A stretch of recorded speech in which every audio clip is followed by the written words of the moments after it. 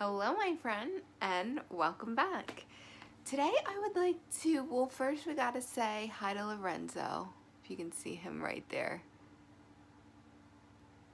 Drop me a comment if you can see Lorenzo. I'm just kidding. Today this video is being filmed on July 4th.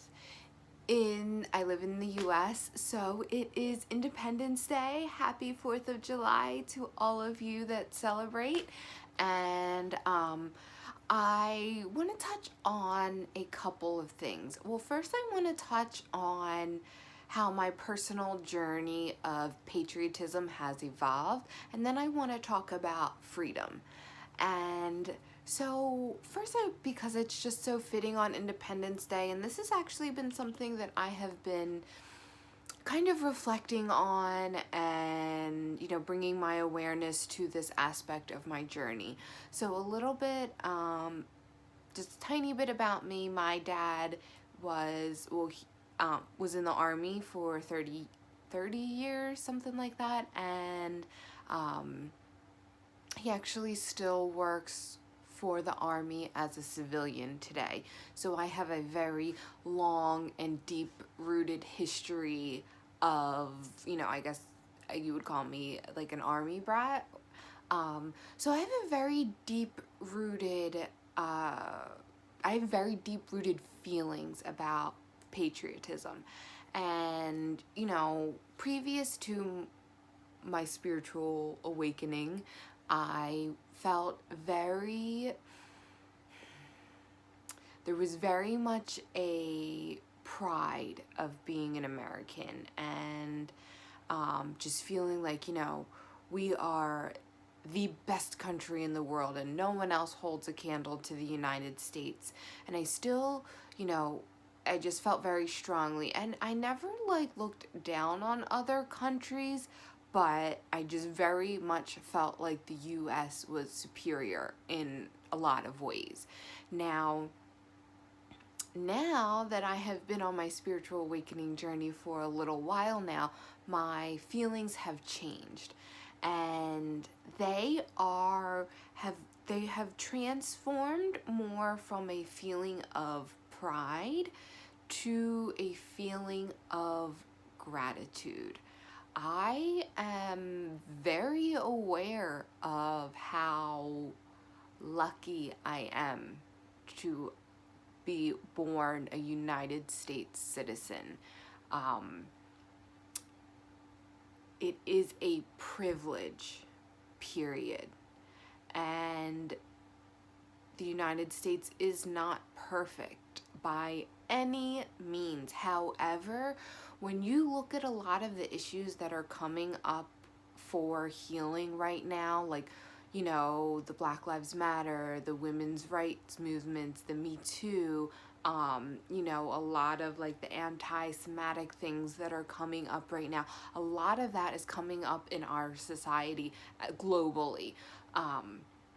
And I believe it's coming up for healing. When those things come up in society, it means that, as a society, as a collective, our collective consciousness needs healing from that on both sides.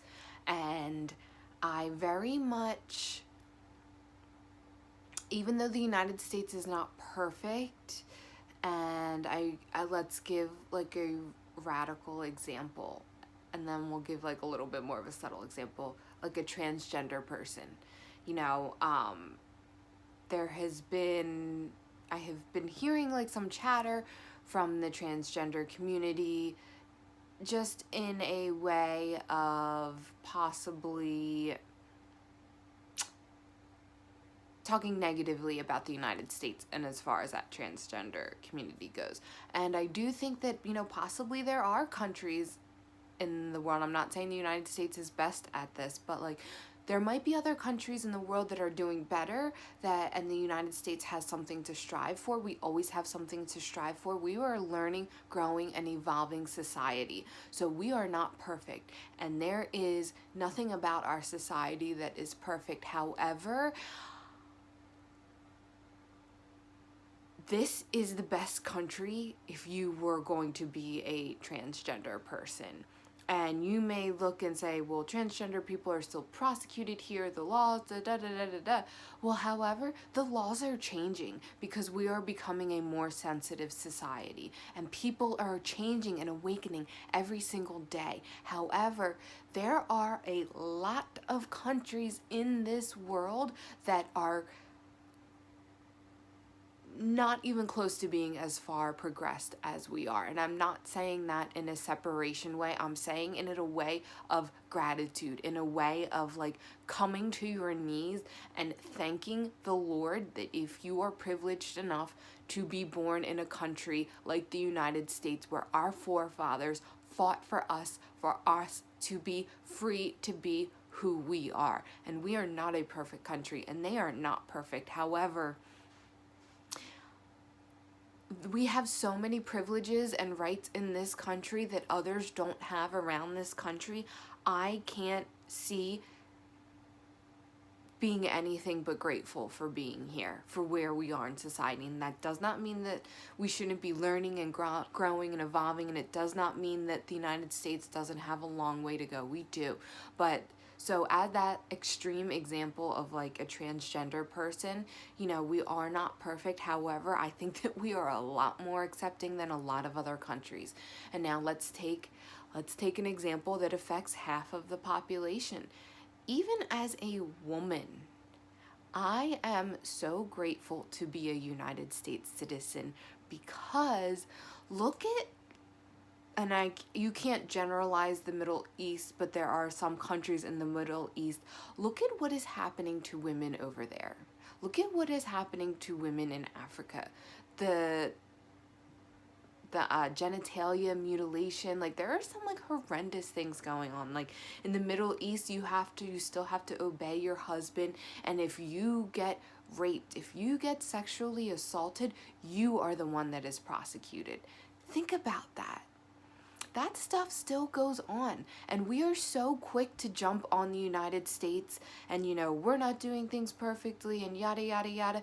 But if you want to get down to it and you want to compare apples to apples in other countries, there's no other country I would rather be born into. And I understand that like we are all one, and yes, like essentially we are all those other people in all of those other countries. But I'm just going to talk about it in a way of patriotism, in a way of realizing what we have while we have it. And you know, a lot of right now that there's like a lot of like shit being talked on the United States, but like I challenge you to find another country that is dealing with all of these issues with more grace.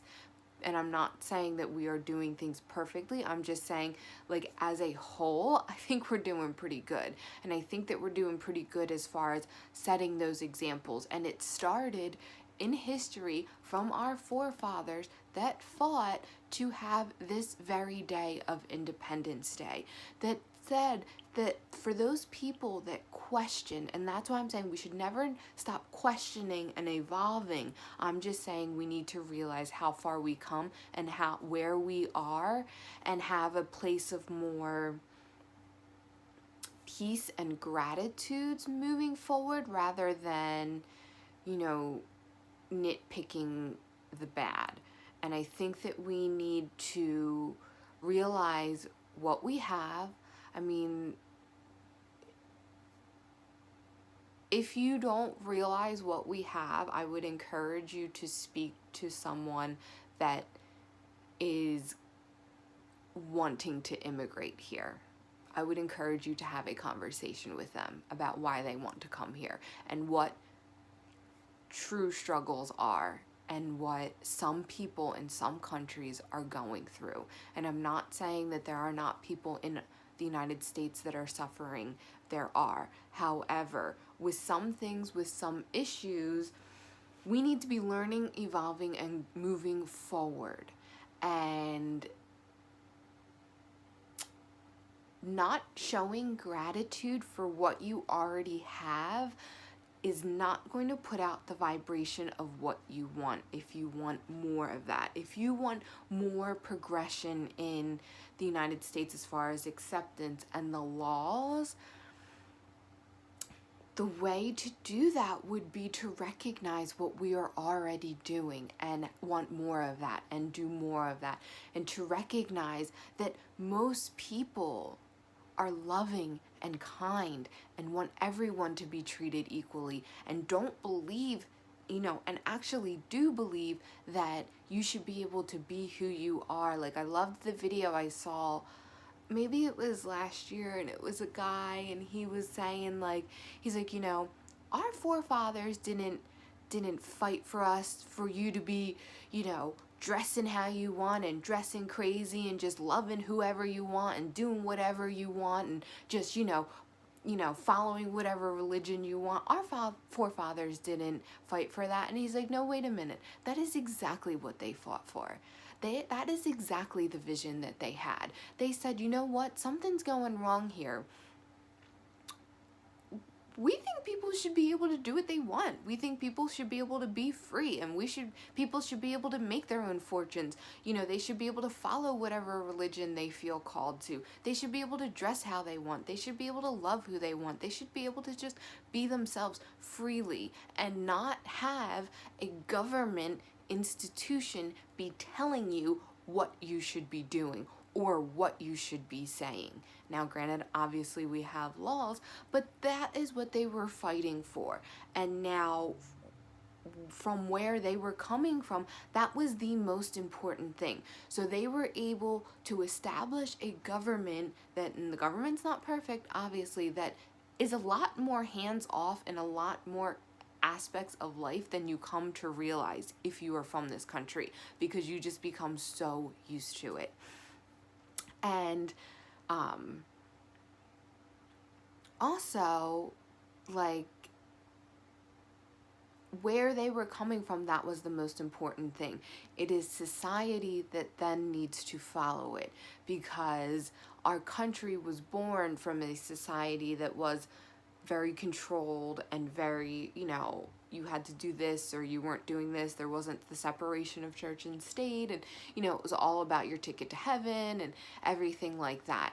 And there was a lot of ego in that. So a lot of that ego was removed when the United States was created. However, there was still that lingering societal ego that has still infiltrated our society and our collective as a whole. That is why things continue to come up to be healed. It doesn't mean that we're doing a really shitty job over here. It just means that we have more healing to do. So when you're doing your inner work and inner work continues to come up, or something comes up, I've having something come up for me yesterday that I work really hard on letting go, it doesn't mean that you haven't made any progress and that you're a total shit person because, you're having more inner work come up.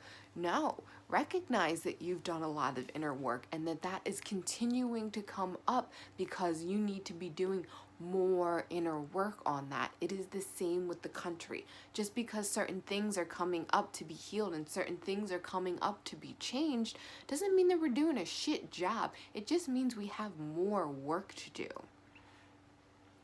And so that's what I want to say about patriotism.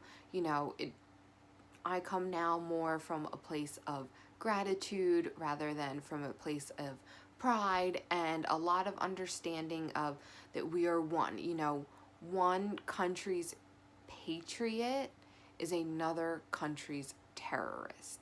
And if you think about it in that way and not putting labels on anything, you cannot justify it, but you can start to understand where people are coming from, because that strong sense of pride, that patriotism, can end up being very dangerous if it is not kept in check.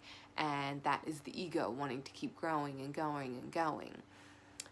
So we have a lot of healing to do as the United States and as humans as a whole, but I think that we are doing great.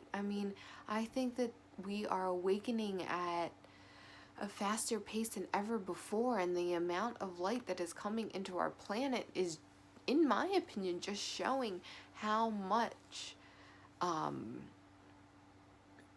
like how high people on the planet are vibrating. That light wouldn't be able to come in if there wasn't light already here that it's matching.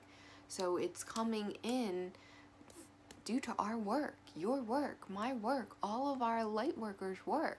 We are allowing this to happen. And I think we have to understand that everything is perfect and everything has their place and everything has a reason for happening. And when you come from that aspect, you're able to kind of let go of that stricter patriotism and to come from more of a connected place. The next part I want to talk about, because it's Independence Day, is freedom. And I am so lucky in the United States. I have freedom of speech, I have freedom of business, I have a lot of freedoms that aren't gifted to people around the world, and I am so grateful for that. But let's take it a step further. Let's talk about the war that is being waged on us right now, the war of light and dark. This is a war of freedom, for freedom. And this is freedom of the mind, freedom of the body, and freedom of the spirit. And we have been, when I was into conspiracy theories, there was this theory that, the aliens were trying to make us a slave species. Well, let me tell you something. We are already enslaved. We are already a slave species. We are already imprisoned by our egoic mind. Now remember, our ego serves us, so don't demonize it. However, we need to create that awareness around our ego and what it is doing and what it is telling us, and to then break free from the prison of our own mind and live from our hearts. Now, there are things happening that are aiding that imprisonment, okay? It's the shit in our food that is causing our minds to be foggy and not to make great decisions, and for us to be just kind of focused on that next delicious meal, that next cookie, that next burger, because what's being added to our food is literally creating addiction to that food. And what does addiction do? It clouds your mind from thinking about anything else in the world.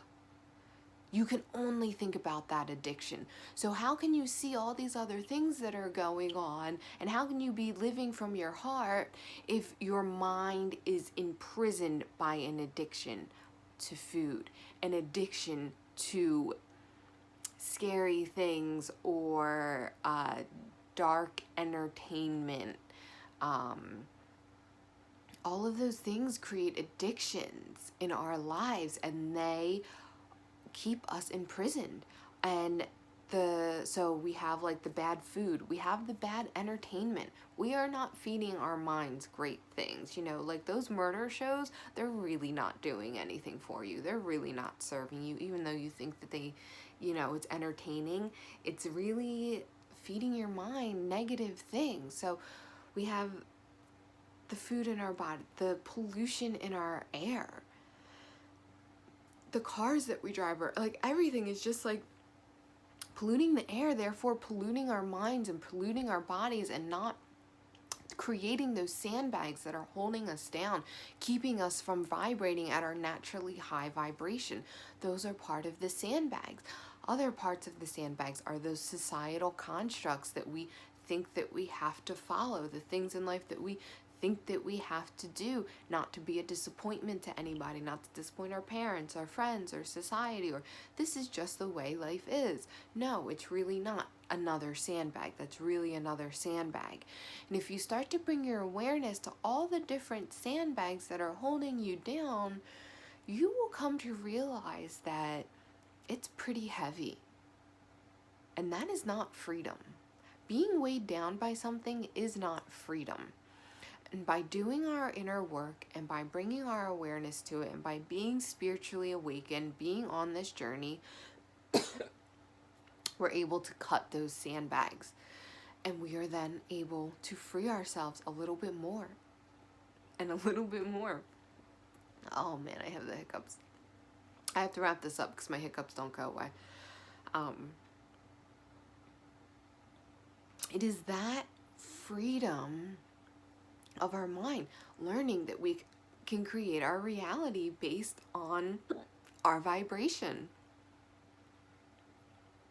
I'm so sorry. That freedom of our mind, of creating our own reality, being one, that connection, living out of love and abundance and not fear and lack, that is how we free ourselves. And that, my friend, is true freedom. Cut those sandbags, free yourself, free your mind, understand that everything is temporary and we are all one, and that we are all divine beings that are powerful and spiritual and create our own realities. I want us to move forward with that freedom. And those are the freedoms that you can get no matter where you are, no matter what you're doing, and no matter what circumstances you are in. You can always free your mind. So I want to apologize for the hiccups, and I want to thank you so much for tuning in. My name is Anne, and I hope to see you tomorrow.